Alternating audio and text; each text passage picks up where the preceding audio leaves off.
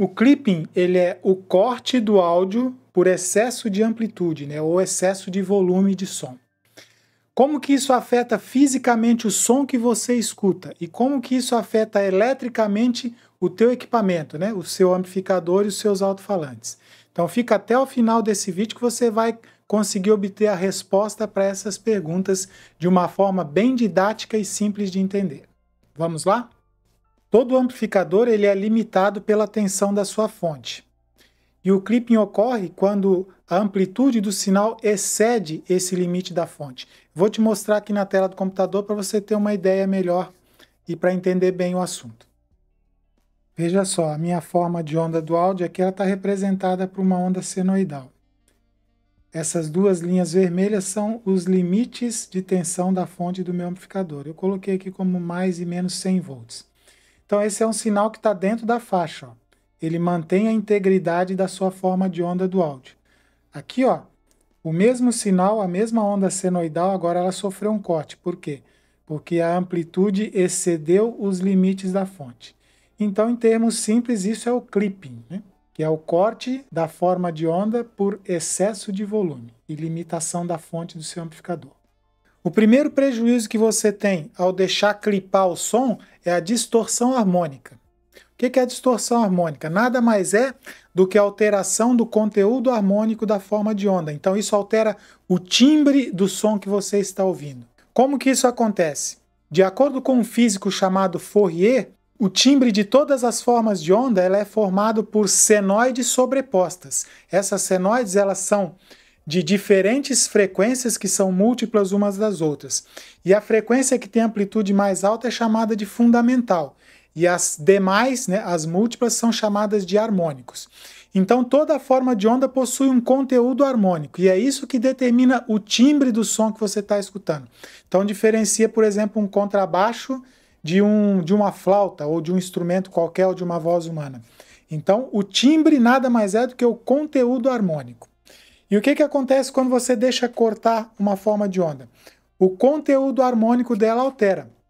Para você ter uma ideia, eu vou mostrar para você no computador, para você escutar o áudio de uma senoide com som íntegro e uma senoide com som cortado nos topos. Aí você vai ter uma ideia de como que o som, o timbre do áudio que você está escutando, ele altera. Vamos lá então? Eu vou reproduzir primeiro aqui o áudio dessa senoide. E você vai escutar o som dela íntegro, né, sem corte.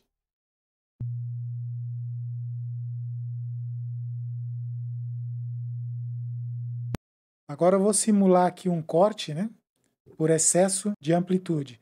Agora escuta como que o timbre, o som dela mudou. Veja só.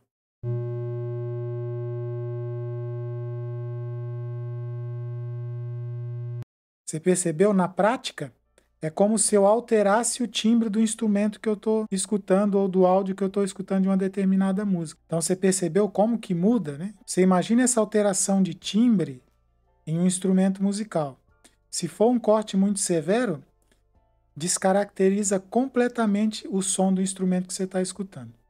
Então pode ocasionar superaquecimento do seu amplificador, e também danos elétricos e mecânicos no seu alto-falante. Eu mesmo já danifiquei 2 alto-falantes mecanicamente, né, por causa aí de um clipping muito severo. Vamos voltar lá para aquela imagem que eu tinha preparado, né, para a gente fazer alguns cálculos, para você ter uma ideia do que acontece eletricamente em termos de sobrecarga quando você deixa o seu amplificador, o seu equipamento de som emitir clipes severos. Então vamos lá na tela do computador. Esse gráfico aqui representa um amplificador alimentado com mais e menos 100 volts contínuo. Então nós vamos calcular o valor eficaz de uma onda senoidal, que é o que representa o nosso áudio. 100 volts dividido por raiz de 2. Então o valor eficaz de um áudio sem clipar dentro dessa faixa de tensão do amplificador é de 70,7 volts. Agora nós vamos ver como que se comporta em um alto-falante de 8 ohms. Então vamos dividir os 70 por 8 ohms vezes 70,7 novamente. Então, ó, aqui eu obtive a potência RMS em uma carga de 8 ohms. Nós vamos partir do seguinte princípio. Os fabricantes de alto-falante, principalmente em aplicações profissionais, recomendam que você use o dobro da potência nominal do seu alto-falante em forma de programa musical, ou seja, 600 watts RMS, eu usaria aqui um alto-falante de 300 watts RMS, que ele estaria bem dentro da potência. Então, se eu tiver um programa musical sem clipar com essa potência, eu posso tranquilamente usar um alto-falante de 300 watts RMS e ele vai trabalhar tranquilamente com excelente pressão sonora. Essa simulação que nós vimos é uma simulação de trabalho em condições normais, em uma carga de 8 ohms, com alto-falante de 300 watts e uma potência de 625 watts. Guarde bem esses valores. Agora nós vamos simular um clipping severo. Você percebeu que um clipping severo, a forma de onda ela se aproxima de uma onda retangular. Uma onda retangular ela tem um valor eficaz igual ao valor de pico. Então, se o meu amplificador é de 100, de mais 100 e menos 100, o valor eficaz de uma onda retangular é de exatamente 100 volts. Então, um clipe severo se aproximaria de uma onda retangular. Então, vamos calcular 100 volts dividido pelos mesmos 8 ohms vezes 100 volts.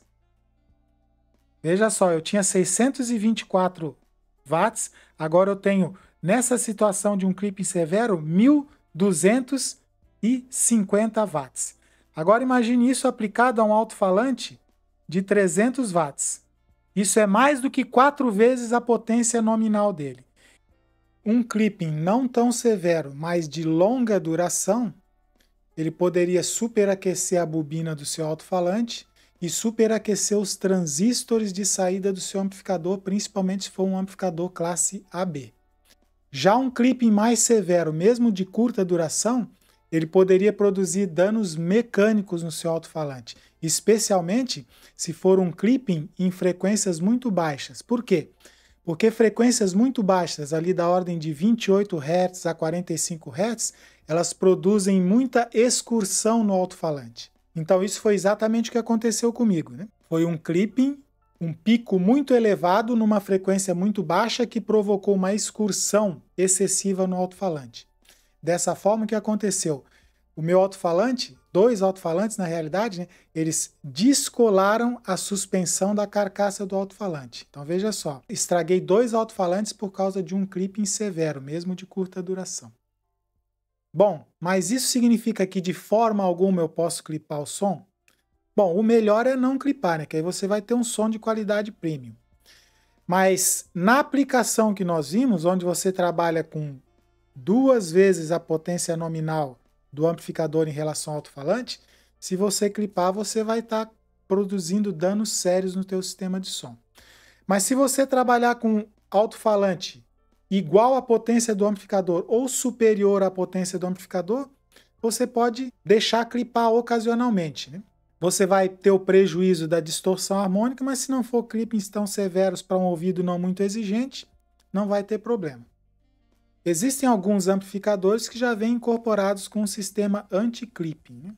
Ou seja, ele reduz automaticamente a amplitude quando o sinal começa a cortar. E alguns processadores de áudio, principalmente os digitais, que possuem limiter, que também faz a mesma função. Então isso aí você garante um som de qualidade. Bom, agora você já sabe o que é o clipping, você já sabe em que situações o clipping é altamente prejudicial ao teu sistema de som e as situações onde é admissível clipping não severo. Se você ficou com alguma dúvida, deixe nos comentários, né? Na medida do possível, eu vou responder a todos os comentários e as dúvidas. Então eu espero que você tenha gostado desse vídeo. Se você gostou, se inscreve no canal, que eu estou sempre postando vídeos bem didáticos explicando de forma simples assuntos relacionados a áudio e eletrônica. Então obrigado por ter assistido o vídeo e até a próxima.